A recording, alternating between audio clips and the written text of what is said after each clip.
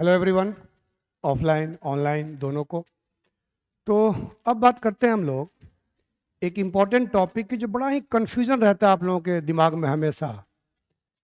एनबीएफआई, non banking financial institution, गैर banking वित्तीय संस्थाएं, शॉर्ट में एनबीएफआई कहते हैं। एक इसी में एनबीएफसी लोग कंफ्यूज रहते हैं कि एनबीएफसी क्या है। तो एनबीएफसी भी एनबीएफआई का पार्ट ही है। तो आखिर एनबीएफसी या एनबीएफआई होता क्या है, ये कैसे काम करता है, ये बैंकों से अलग कैसे होते हैं, इन सब के बारे में हम लोग एक एक करके बात कर लेते हैं। तो सबसे पहले बात करते हैं कि एनबीएफआई आखिर होता क्या है। नाम इसका देखो, नाम ही क्या है, नॉन बैंकिंग फिनेंशियल इंस्टीट्यूशन।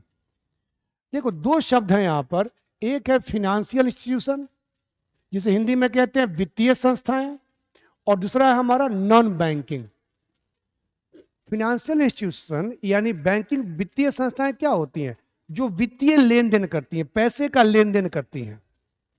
और बैंक क्या होते हैं, वो भी पैसे का लेन देन करते हैं।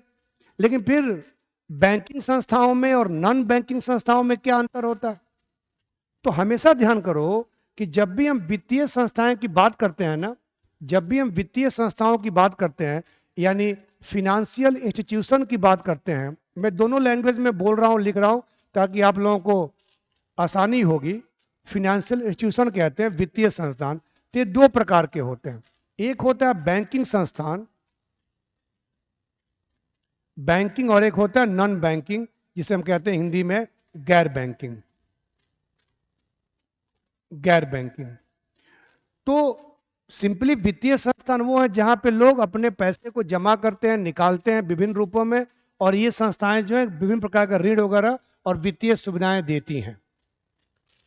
जैसे स्टार्टिंग में समझा दूं, एक आपका एसबीआई बैंक है, आईसीआईसी बैंक है, एचडीएफसी बैंक है, वहां भी पैसे जमा करते हैं, वहां से पैसे निकालते हैं उनके एटीएम से जा करके। और एक और संस्था है एलआईसी, वहां भी ये पैसे जमा करते हैं। लेकिन क्या बैंकों की तरह वो काम करता है? तो नहीं। एक है नाबार्ड, वहां पर भी हम लोग तो पैसे जमा नहीं करते हैं, लेकिन वहां पर भी पैसे जमा होते हैं और लोन देता है लोगों को। ऐसे नेशनल हाउसिंग बैंक है, बहुत सारी संस्थाएं हैं। तो सब हैं वित्तीय ही।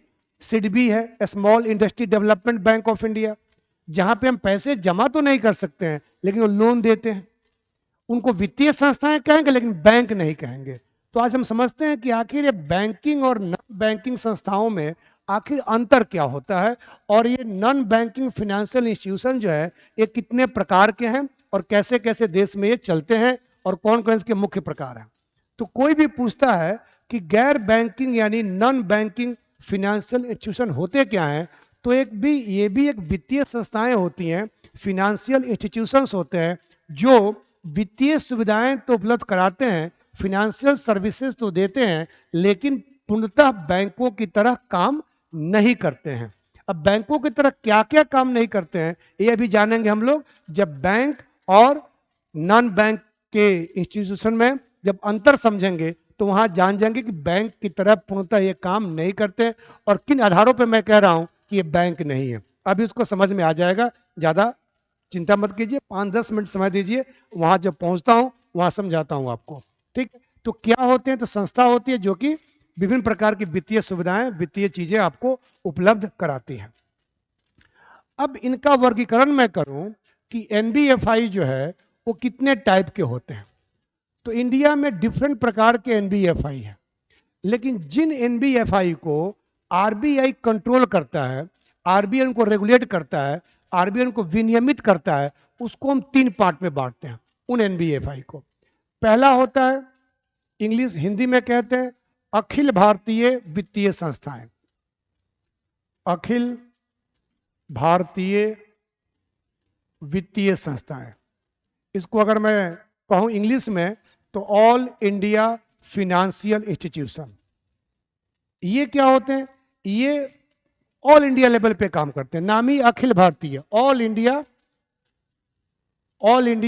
फिनेंशियल इंस्टीट्यूशन, जो कि पूरे देश में काम करते हैं।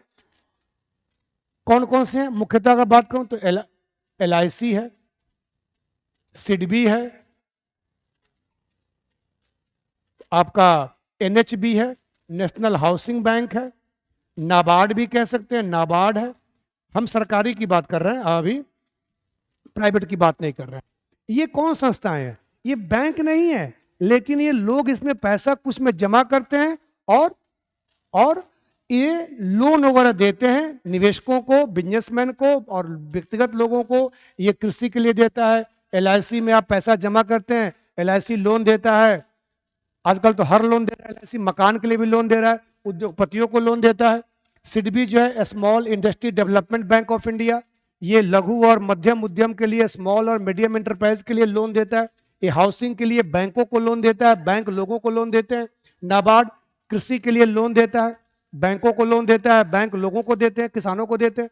तो इस प्रकार की संस्थाएं हैं जो कि ऑल इंडिया लेवल पर काम करती हैं और इसे हम अखिल भारतीय संस्थाएं कहते हैं।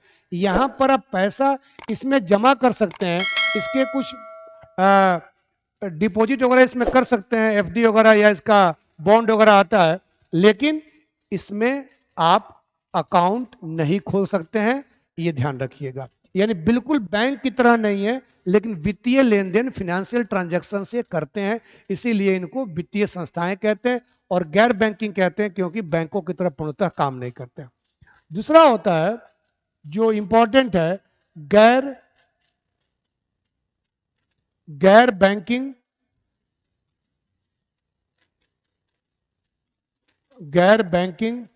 वित्तीय कंपनी। यही मेन आपको पढ़ना है। इसे कहते हैं शॉर्ट में एनबीएफसी। एनबीएफसी गैर बैंकिंग वित्तीय कंपनियां। ये क्या होती हैं गैर बैंकिंग वित्तीय कंपनियां? तो गैर बैंकिंग वित्तीय कंपनियां कई टाइप की होती हैं, कई टाइप की होती हैं। इसमें भी कई टाइप होते हैं, ध्यान रखिएगा। इसमें भी एक होता है विकास बैंक, डेवलपमेंट बैंक, जो विकास के लिए लोन देता है। और एक होता है निवेश संस्थाएं, जो लोगों से निवेश करवाता है और फिर किसी और को लोन दे देता है। जैसे एलआईसी है, ये निवेश संस्था है जहां हम लोग निवेश करते हैं पैसा अपने जीवन के लिए, किसी दुर्घटना के ना हो, उसके दुर्घटना के समय पैसे मिले उसके लिए। और सिडबी क्या हो जाएगा? ये विकास बैंक हो जाएगा, जो विकास के लिए, उद्योगों के लिए, उद्यमियों को लोन देता है उसे। तो ये कई प्रकार के होते हैं, उसकी बात अभी नहीं कर रहे हैं। हम मुख्यतः समझ रहे हैं कि आखिर एनबीएफसी, एनबीएफआई और बैंकों में अंतर क्या है, ये जानने की कोशिश कर रहे हैं। तो गैर बैंकिंग वित्तीय कंपनियां होती हैं जो विभिन्न प्रकार की वित्तीय सेवाएं उपलब्ध कराती है, लेकिन बिल्कुल बैंक की तरह वो काम नहीं करती हैं, वो पूर्णतः बैंक नहीं होती हैं। लोन देती हैं, ये लोन वगैरह देंगी, ये इंश्योरेंस का काम भी करेंगी, कई सारे इंश्योरेंस कंपनियां हैं, है ना। चिट फंड का काम करती हैं ये, है ना। ये शेयर बाजार में काम करती हैं, म्यूचुअल फंड वगैरह, शेयर बाजार, शेयर, म्यूचुअल फंड, बॉन्ड्स, ये सब बेचती हैं, लेकिन पूर्णतः बैंक की तरह नहीं होती। अभी बताता हूं मैं कि गैर बैंकिंग वित्तीय कंपनियां एग्जैक्टली होती क्या है। जब अंतर करेंगे बैंक और गैर बैंकिंग वित्तीय कंपनियां में और वित्तीय संस्थाओं में, तो आप समझ जाएंगे। तो पहला हो गया अखिल भारतीय वित्तीय संस्थाएं, जो ये हैं, और मुख्यतः दो प्रकार के होते हैं। विकास बैंक, जो बिल्कुल, फिर बोलूंगा, ये बिल्कुल बैंक की तरह नहीं होते हैं, लेकिन लोन देते हैं उद्यमियों को, उद्योगपतियों को, व्यवसायियों को। और एक निवेश संस्थाएं होती हैं जहां लोग निवेश करते हैं और फिर उसी निवेश को वो कहीं और जाके निवेश कर देते हैं। यानी हम लोगों ने एलआईसी में पैसा जमा किया और एलआईसी ने उस पैसे को इकट्ठा करके फिर उद्योगपतियों को, उद्यमियों को लोन दे दिया, वहां से ब्याज कमाया और फिर हम लोगों को उस पर कुछ लाभ दिया, हमारे जीवन को सिक्योर किया। दुर्घटना हुई तो हमें पैसे मिला, वो पैसे अपने पास से थोड़ी देता है, वो कमा करके फिर देता है हमें, है ना। तो ये आप समझ गए, ये वित्तीय कंपनियां होती हैं जो बिल्कुल बैंक की तरह काम नहीं करती हैं, लेकिन वित्तीय सेवाएं उपलब्ध कराती हैं। बार बार मैं यही कह रहा हूं, अभी जब चार्ट बना के बता रहा हूं दोनों में अंतर क्या है, तब समझ जाएंगे। तीसरा होता है, आखिरी प्रकार, प्राथमिक व्यापारी, या इसको प्राथमिक डीलर भी कहते हैं। व्यापारी, इसको कहते हैं प्राइमरी डीलर। प्राइमरी डीलर, ये एकदम शॉर्ट में समझिए। आपने सुना होगा जीसेक, गवर्नमेंट सिक्योरिटीज। जब सरकार को पैसे की आवश्यकता होती है सरकार को जब किसी धन की आवश्यकता होती है, सरकार लोन लेती है, और लोन के लिए सरकार जो सर्टिफिकेट देती है उसे हम गवर्नमेंट सिक्योरिटीज, सरकारी प्रतिभूति, या शॉर्ट में जीसे कहते हैं। ये बेचने का काम सरकार के बिहाफ में, सरकार का बैंक कौन है? आरबीआई है, ठीक है ना, समझ रहे ना, सरकार का बैंक आरबीआई, बताया मैंने आप लोगों को। तो आरबीआई बेचने का काम करती है। लेकिन अब आरबीआई तो हम लोगों को डायरेक्टली बेच सकती है। अब आरबीआई ने रिटेल विंडो शुरू किया है कि आप अगर जिसे खरीदना चाहते हैं गवर्नमेंट का, तो डायरेक्टली आरबीआई से भी आप खरीद सकते हैं। आरबीआई ने रिटेल विंडो शुरू किया है। लेकिन अभी भी कई प्रकार के ऐसे प्राइमरी डीलर हैं जो कि आरबीआई से ये जीसेक परचेज करते हैं, ये आरबीआई से जीसेक परचेज करते हैं, क्रय करते हैं, और फिर लोगों को बेच देते हैं। यानी जीसेक परचेज किया और फिर प्राइमरी डीलर ने क्या किया? आरबीआई से जीसेक परचेज किया और फिर इसी जीसेक को क्या किया? लोगों को सेल कर दिया। यानी जीसेक का क्रय विक्रय का काम ये करते हैं, ये प्राइमरी डीलर होते हैं। कई प्रकार, इसमें देसी बैंक भी हैं, देसी संस्थाएं भी हैं, और फॉरेन की विदेशी संस्थाएं भी हैं। जैसे आईसीआईसी का है, जैसे अमेरिकन बैंक है, सिटी बैंक है, बहुत सारे हैं जो कि प्राइमरी डीलर के काम करते हैं। तो आप समझेंगे कि प्राइमरी डीलर कोई पूछे क्या है, तो ऐसे आरबीआई से मान्यता प्राप्त रजिस्टर्ड पंजीकृत संस्थाएं होती हैं जो आरबीआई से जीसेक को खरीदती हैं और फिर दूसरे को बेचती हैं। इनका यही काम होता है ना। तो ये बेसिकली आपके प्राइमरी डीलर होते हैं। लेकिन बात वहीं रह गई है अभी तक कि आखिर ये क्लैरिटी नहीं आ रही है कि एनबीएफआई या एनबीएफसी और बैंकों में क्या अंतर होता है। तो उसको हम अगले स्लाइड में समझ लेते हैं। एक और हम लिखते हैं बैंक्स, और एक और लिखते हैं हम लोग एनबीएफसी। उसको आप चाहें तो एनबीएफआई भी लिख सकते हैं, गैर बैंकिंग वित्तीय संस्थाएं। ये क्या होता है कि जितने भी बैंकिंग सर्विसेज हैं, सभी बैंकिंग सेवाएं ये देता है। ऑल, सभी बैंकिंग सेवाएं देता है। ये सभी का मतलब क्या समझेंगे अभी। ये सभी नहीं, यानी ऑल नहीं। कौन नहीं? अगला पॉइंट होगा। कोई पूछे कि दोनों में अंतर क्या है, तो बैंक जो है, जितने प्रकार की बैंकिंग सुविधाएं हैं, जितने प्रकार की वित्तीय सुविधाएं हैं, लगभग सभी सुविधाओं को बैंक उपलब्ध कराता है। लेकिन जो एनबीएफसी हैं, एनबीएफआई हैं, वो उपलब्ध नहीं कराते हैं। तो क्या नहीं कराते हैं? तो सबसे इंपॉर्टेंट क्या है कि बैंक जो है मांग जमा, जिस इंग्लिश में हम लोग डिमांड डिपॉजिट करते हैं, कहते हैं, एवं समय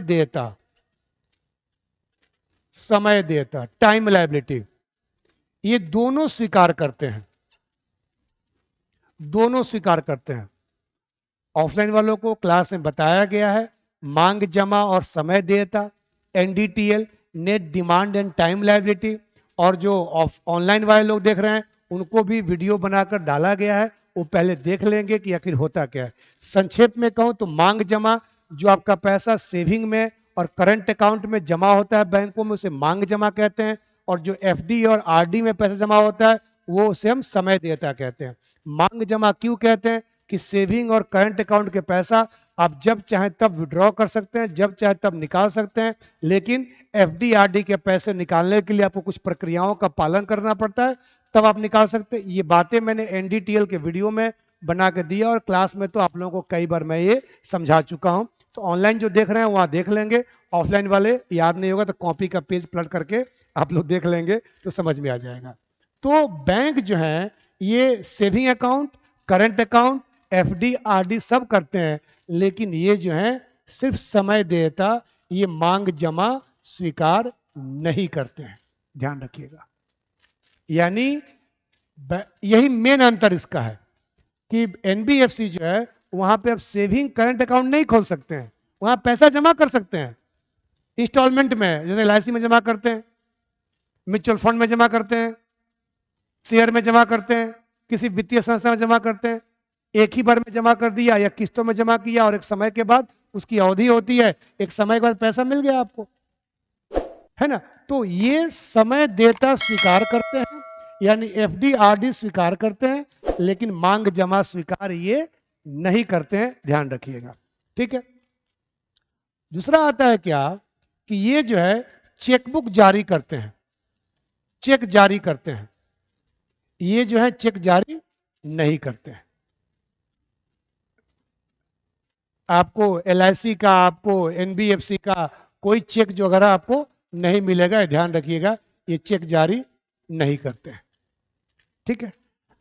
अब आता है क्या कि जितने बैंक हैं वो बैंकिंग रेगुलेशन एक्ट 1949, बैंकिंग विनियम अधिनियम 1949 के अंतर्गत, 49 के अंतर्गत रजिस्टर्ड होते हैं, पंजीकृत होते हैं। लेकिन ये जो है ये कंपनी अधिनियम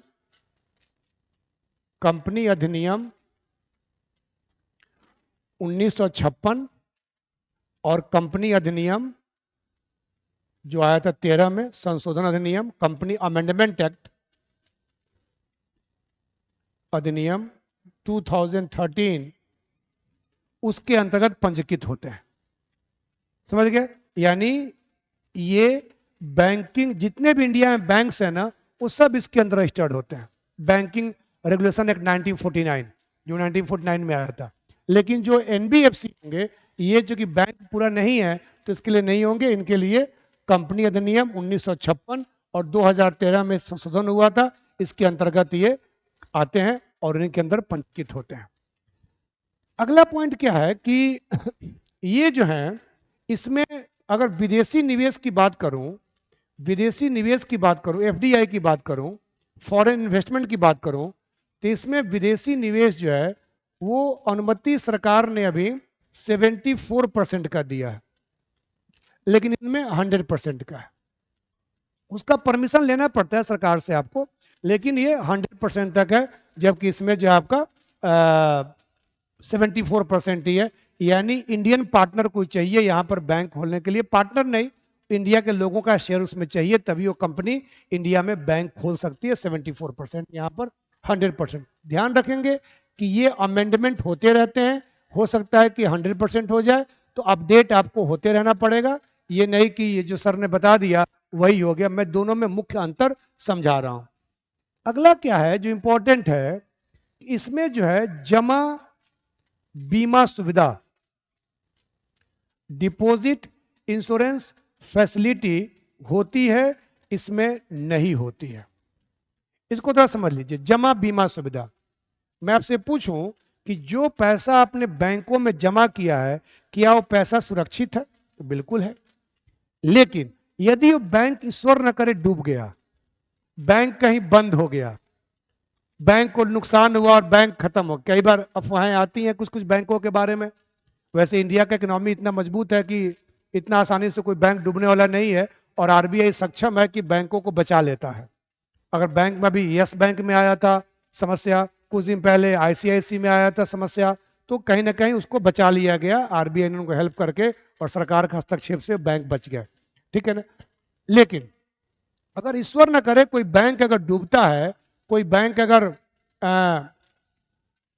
कंगाल होता है, उस केस में क्या होगा? मान लीजिए एबीसी एक बैंक है, किसी बैंक का नाम नहीं ले रहा हूं क्योंकि क्यों बैंक का नाम ले, हो सकता है कहीं सरस्वती का वास होता है जिह्वा पर, तो कभी हो सकता है कि उस बैंक के साथ कुछ हादसा हो जाए, तो लोग कहेंगे सर ने कहा था इसलिए हो गया, इसलिए मैं नहीं कहना चाह रहा हूँ। और आप लोगों का पैसा होगा किसी बैंक में, उसी बैंक का मैं नाम ले लिया तो भी दिक्कत होगा। इसलिए एबीसी मान लो एक बैंक है और इसमें आपका एक्स का अकाउंट है, ठीक है, और मान लो बैंक डूब गया, मान लो बैंक कंगाल हो गया, बैंक बंद हो गया, तो क्या आपका पैसा उसमें सेफ है? तो ध्यान रखिए, पहले 1 लाख था, अब आपने अगर इस बैंक में 5 लाख रुपये तक अगर रखा है, आपके अकाउंट में पैसे हैं 5 लाख तक, तो 5 लाख तक वो पैसा आपका इंश्योर्ड है, बीमित है, वो पैसा आपको मिलेगा। 5 लाख से ज्यादा है तो मिल भी सकता है, नहीं भी मिल सकता है। ठीक है। अब कहां से मिलेगा? आरबीआई देगी, बैंक देगा, जो देगा, लेकिन वो इंश्योरेंस आरबीआई ने करवा दिया है बैंकों का कि जितने भी अकाउंट होल्डर्स हैं, पहले 1 लाख था, जितने भी अकाउंट होल्डर्स हैं, हाँ पहले 1 लाख था, अब 5 लाख है, जितने भी अकाउंट होल्डर हैं उनका 5 लाख तक रुपया सुरक्षित है। अगर बैंक डूबता भी है तो उतना पैसा आरबीआई और बैंक आपको देगा। एक और चीज ध्यान रखिएगा कि अगर मान लीजिए कि आपका अकाउंट जो है, एक्स का अकाउंट जो है, एक और बैंक है PQR, उसमें भी अकाउंट है आपका, उसमें भी आपने रुपया जमा कर रखा है, तो 5 लाख तक वहां भी आपका सिक्योर है। यही 2 अकाउंट है, दोनों में 5-5 लाख तक, दोनों बैंक अगर बंद होंगे तो दोनों में 5-5 लाख तक। ये नहीं कि आपका 3 लाख जमा है 5 लाख मिल जाएगा, नहीं, 3 लाख जमा है 3 लाख ही मिलेगा।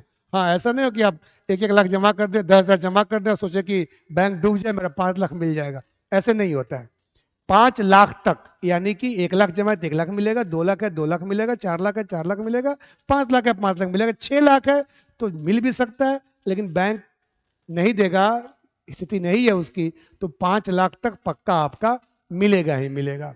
ठीक है, तो ये आप ध्यान रखेंगे कि 5 लाख तक आपको मिलेगा। तो 2 बैंक है, दोनों में 3 बैंक है, तीनों, यानी हर अकाउंट में आपका 5 लाख तक रुपया सिक्योर है, बीमा।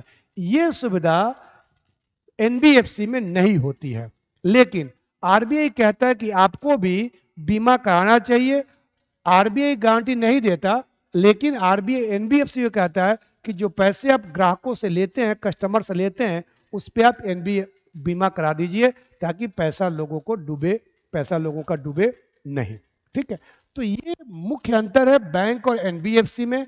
मुख्य जो मांग जमा वाला कहा, चेक वाला कहा, बीआरए कहा, विदेशी निवेश कहा, जमा बीमा सुविधा कहा, ये सब चीज जानेंगे तो उम्मीद करता हूं कि आपको कुछ क्लैरिटी आ गई होगी कि हाँ आखिर एनबीएफसी, एनबीएफआई और बैंक क्या होते हैं और देश में कितने कितने बैंक हैं। बाकी विस्तार से जानना हो तो इसके लिए प्रिंटेड नोट्स में देता हूं। अगर ऑफलाइन वाला तो मिलेगा ही मिलेगा, ऑनलाइन वालों को आवश्यकता है वो मुझे मैसेज करेंगे तभी मिलेगा, ध्यान रखिए। कुछ लोग कहते हैं सर आप मैसेज रिप्लाई नहीं करते। अब भाई तारीफ करते हैं तो मैं क्या रिप्लाई करूं? यूट्यूब पर या कहीं पर आप तारीफ करते हैं मेरे वीडियो का तो मैं क्या रिप्लाई करूं? थैंक यू, तो थैंक यू सबको बोल देता हूं मैं, कि कई बार समय की सीमा और क्लास के दबाव के चलते रिप्लाई नहीं कर पाता, लेकिन मैं मैसेज पढ़ के आपको दिल से थैंक यू बोलता हूं। भले मेरा रिप्लाई जाए या ना जाए, लेकिन आपको वो चीज़ें मैसेज जो है मुझे तक पहुंच जाता है। तो उसमें अगर काम की बातें कुछ लिखेंगे अगर कि आप सर ये बता दीजिए, तो निश्चित तौर पर उसको आपको भेजा जाएगा या बताया जाएगा। ठीक है, तो उम्मीद करता हूँ समझ गए आप लोग इन चीज़ों को। चलिए, थैंक यू दोनों लोगों को, ऑफलाइन ऑनलाइन दोनों लोगों को थैंक यू।